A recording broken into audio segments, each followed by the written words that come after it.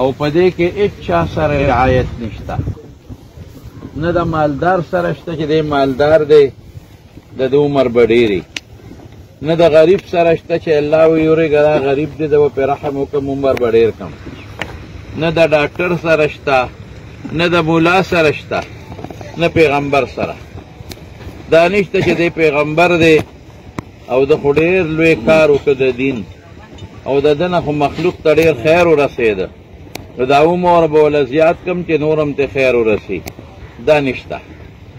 ما کان لنفس ان تموت الا باذن الله، بس یو د خدای حکم په دې کې چلیږي. کتابا مؤجله او الله پاک د انسان دپاره نیټه مقرر کړې ده. اذا جاء اجلهم لا یستأخرون ساعة ولا یستقدمون، چې هغه نیټه راشي نه په هغې کې رستوالی شته او نه په هغې کې مخکېوالی شته. دغه تاسو ولید محترم رور ادریس صاحب چې دغه نیټه وه، خو یو خبره به درته وکړم چې نن اوس ما ته مولانا صاحب ولا عبدالرب صاحب الله دې وله صبر ورکړي، لوی غم دی ګورې رونه، خدای دې وله په زړه د صبر پټیو لګوي. وی څلېرویشت کاله یې زما خدمت وکړ، د مورې خدمت وکړه، مورې په کټ کې پرته وه د هغې خدمت یې کړی او بیګې ما سره ډوډۍ یو ځای وخوړه او د ډوډۍ نه پس ما ته وایي چې زه مرمه. الله اکبر. رسول الله صلی الله علیه وسلم فرمایي موت الفجاءة رحمة للمؤمن، چې ناګهاني مرګ د مسلمان دپاره رحمي، و اخذة اسف للکافر، او د کافر دپاره د خدای پکړی نیولي. کافر توبې ته جوړ نشي او ساتې وخیږي، او مسلمان دپاره ناګهاني مرګ د خدای رحمت د کړو نه بچ شي او د تکلیف نه بچ شي. باقي رونو چې کم ټیم مقرر دی همغه دی. د رسول الله صلی الله علیه وسلم څلور زامن، څلور، بعضې درې یادوي وي دا طاهر او طیب د یو کس نوم او څوک وایي نه دا جدا جدا، خو څلور زامن د حضور پاک په ماشوموالي کې لاړل. څومره خدای ته ګران دی، لیکن څلور زامن ته لاړل. او دا اخیری بچې ابراهیم چې وفات کېدل 14 میاشتو لوی ماشوم، عبدالرحمن ابن عوف رضی الله عنه فرمایي وی نبی علیہ السلام وفرمایل چې ځای چې ځو وی پاسېدو سره. دا ابراهیم په مدینه منوره کې یو دایي له ورکړې و، هغې به پاله. وی دا ماشوم یې حضور پاک له راوویسته او یې دومره خوښ و چې ځان ته به یې رانږدې که ښکلو او بویاو به دا پوزه مبارکه به یې پې کېښود او ځان ته به یې بویاو. مونږ وی یاره دا خو یې ډېر خوښ دی دا بچې، د ده نه مخکې درې تللی دي. وی یو ځل ناست و حضور پاک ته سوال جواب وشو چې ته راشه هغه ابراهیم بیمار دی. وی لاړ حضور پاک مونږ ورپسې شو. وی هغه ماشوم یې وله راوویسته او پیغمبر مبارک د خپله غېږه کې ونیوه او د رسول الله مبارک په غېږه کې تې سووته. وی دې کې حضور پاک وجړل، د سترګو نه یې اوښکې روانې شوې. وی مونږ ورته وی وانت یا رسول الله، یا رسول الله د خدای رسوله تم جاړئ. وی رسول الله مبارک وفرمایل چې زړه درد کوي. الله اکبر. القلب یحزن او العین تدمع، سترګې نه اوښکې بهیږي. دا زړه کې رحم راشي د سترګو نه اوښکې بهیږي. او لا نقول الا ما، هغه خبرې به کوو یرضا به ربنا چې د الله پې خوشحالیږي. انا لله و انا الیه راجعون. او بیا فرمایل انا علی فراقک یا ابراهیم لمحزونون، چې ابراهیمه مونږ ستا په جدایۍ غمجن یو. نو بچې جدا کېدل ګران کار دی، ګورئ اسان کار نه دی. خو مونږ به په دې تسلي ځان له ورکوو چې که مونږ دنیا ته راغلي یو مونږ ټول په خپله خوښه نه یو راغلي، د الله په خوښه راغلي. او که د دنیا نه ځو نو د الله په خوښه به ځو. او په دې به تسلي ورکوو چې د الله پاک د انسان په هر کار کې خیر مقرر کړی دی. بعضې وخت به یو شی مونږ ته ښه نه ښکاري، قرآن وایي، خو الله به په هغې کې خیر مقرر کړی دی. د ده دغه مرګ و چې پلار ته خوشحاله، مور ته خوشحاله، رونه ته خوشحاله او ښه انسان و. سار چې ما اعلان واورېد په خدای پاته یو ملګري وایي یاره وایي د ده خو به داسې خبرې هم چا سره نه کولې او سر به هر وخت کته او خالي خاموش انسان. ګوره انسان هغه چې د مرګ نه پس د هغه ښه یاد شي. د علماو د خاندان نه الحمدلله نیک انسان، پوه انسان، عالم، بیا پلار څومره دعاګانې، نو د انسان دپاره دا ډېره لویه خبره ده. مولوي صاحب وایي زړه مې غواړي چې د ویې نیسم او جنت ته بوځم. مې دا ستا د دې خدمت اجر دا د رسول الله مبارک فرمایي چې دی به خدای جنت ته رسوي. حضور پاک فرمایي چې د مور او پلار داسې خدمت وکړه چې ځان جنت ته ورسوي. سپین ږیری عالم دی، زمونږ د ټول کلي په علماو کې مشر عالم دی الحمدلله مولوي صاحب. خدای دې هغه له روغ صحت ورکړي، خدای دې وله صبر ورکړي، الله دې وله په زړه صبر پټی کړي. او ډېر خدمت یې کړی د دینه، ډېر خدمت، ډېر ښه ژوند ده. او بچي ټول شکر د صالحان خاندان، ټول د علماو مشران کشران، ټول عالمان. دا د خدای فضل دی.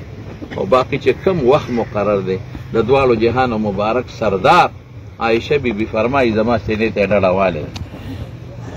او دې کې یو څو بخاري کې خدا دی چې دا نیم آیات وي مع الذین انعم الله علیهم من النبیین والصدیقین والشهداء والصالحین وحسن اولئک او اللهم رفیق الاعلیت وذلو.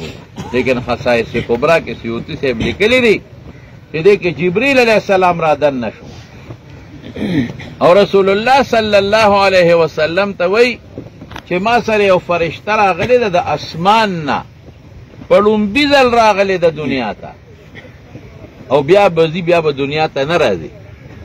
او کتابونو کې نوم اسماعیل لیکلی شوی دی، اجازت غواړي. نو حضور پاک ورته وی بلکل اجازت ته رادن نه دي شي. نو چې رادن نه شو نو او ته وی زه ملک الموت یم، الله را لېږلی او تعالی خدای اختیار درکوي چې د دنیا ژوند خوښ دی او که آخرت.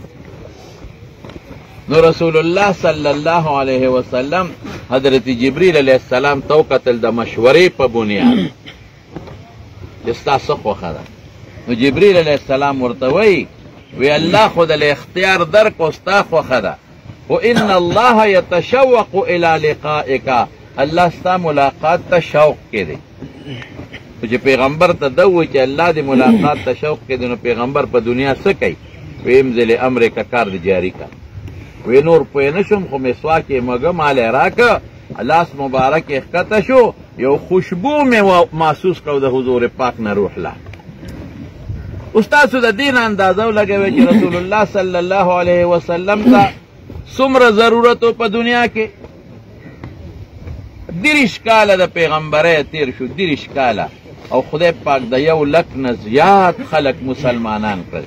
عقل دا وایي که یو 10 کاله جون نور وي، یو 15 کاله نور وي، یو 2 کاله، یو کالم وي، نو څونه خیر به مخلوق ته رسېدلی.